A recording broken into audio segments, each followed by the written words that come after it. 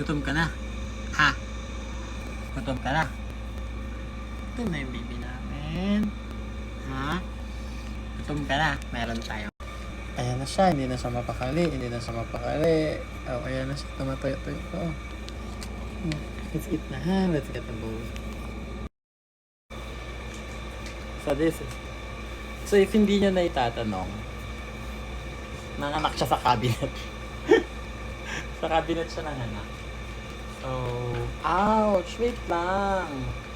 So, ito guys, yung lagi kong pinapakain sa kanya. Kasi, parang ayaw na pang kumain ng dry. Favorite niya talaga to since then. So, ito talaga pinapakain ko sa mga kittens ko, sa mga cats ko. So, for now, si Mami Cat na lang yun. And bowl niya to sa water. Sobrang ganda kasi. Alam niyo balahibo niya, di ba?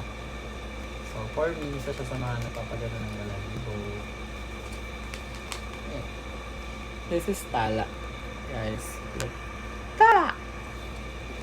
So, this is it. Pansit.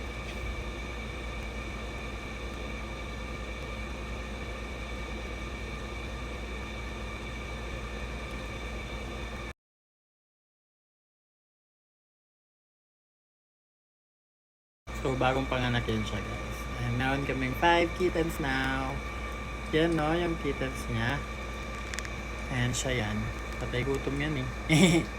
Favorite niya kasi talaga to. Promise. So, andun siya. Kittens, baby. So, sobrang healthy naman talaga kasi nung pinagbubuntis niya, ito yung always niyang wet food. Inahalo ko lang sa like kalabasa, ganun. Para mas healthier. So, buy this now.